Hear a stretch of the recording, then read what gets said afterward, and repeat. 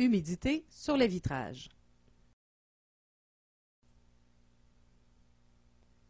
D'où provient l'humidité?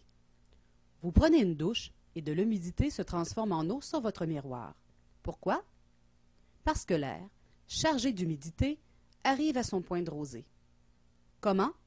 Deux facteurs importants: la quantité d'humidité et la température.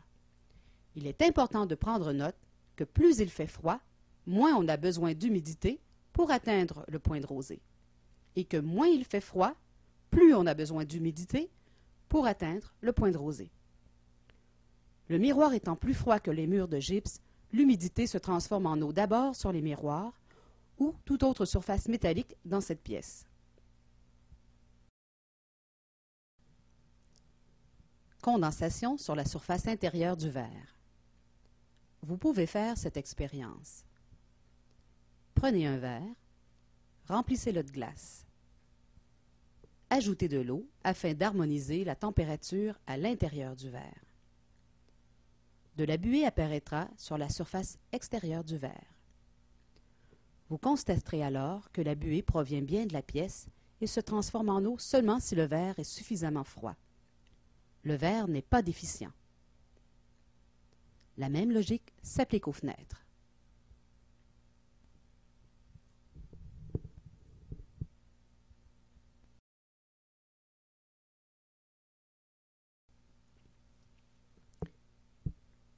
Quelles sont les sources d'humidité pour une maison?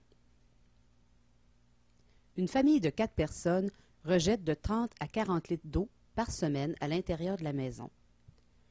L'humidité accumulée à l'intérieur de la maison durant l'été rejette de 20 à 40 litres d'eau par semaine, et ce, pendant environ 4 semaines.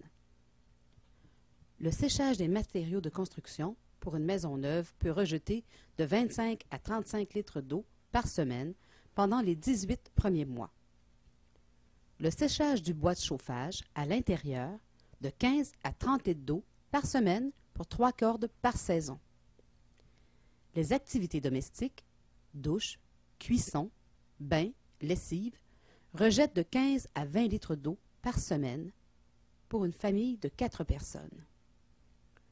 Le séchage de la lessive à l'intérieur donne de 10 à 20 litres d'eau par semaine. Le sous-sol, le puisard ou le vide sanitaire, 15 à 20 litres d'eau par semaine.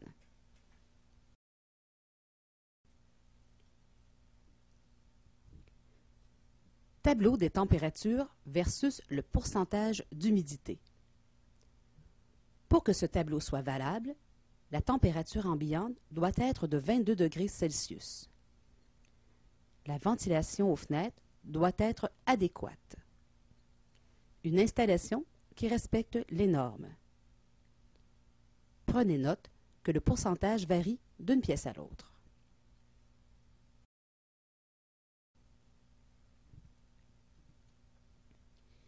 Il est préférable d'installer la fenêtre de sorte que le thermos soit aligné avec l'isolant des murs. Cela aidera le verre intérieur à rester plus chaud. Le point de rosée sera ainsi retardé.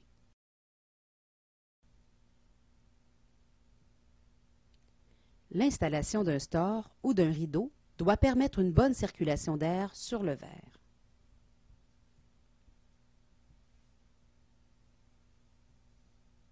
La distance minimale entre le store et la fenêtre doit être de 51 mm ou 2 pouces.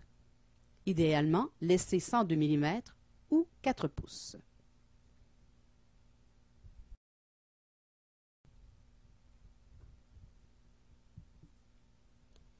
Les éléments de chauffage doivent être dirigés vers les fenêtres le plus possible afin de réchauffer le verre. Vous retarderez ainsi l'apparition du point de rosée.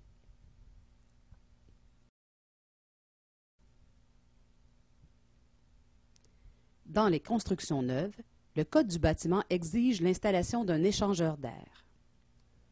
Vos anciennes fenêtres, à cause des infiltrations d'air, pouvaient jouer le rôle d'un échangeur d'air. Lorsque vous installez de nouvelles fenêtres, vous rendez les murs de votre maison beaucoup plus étanches. Il vous sera alors plus difficile de contrôler votre niveau d'humidité. Il est recommandé de vous procurer un échangeur d'air.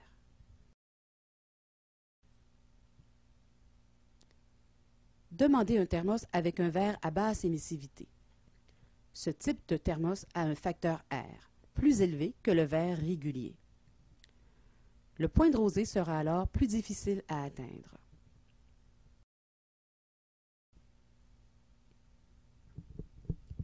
Les matériaux qui composent les fenêtres de PVC ne contiennent pas d'eau. Ils ne sont donc pas une source d'humidité. Comme vous l'avez vu, l'apparition de buée sur le verre est le résultat d'une multitude de facteurs. Les fenêtres ne sont pas responsables du point de rosée.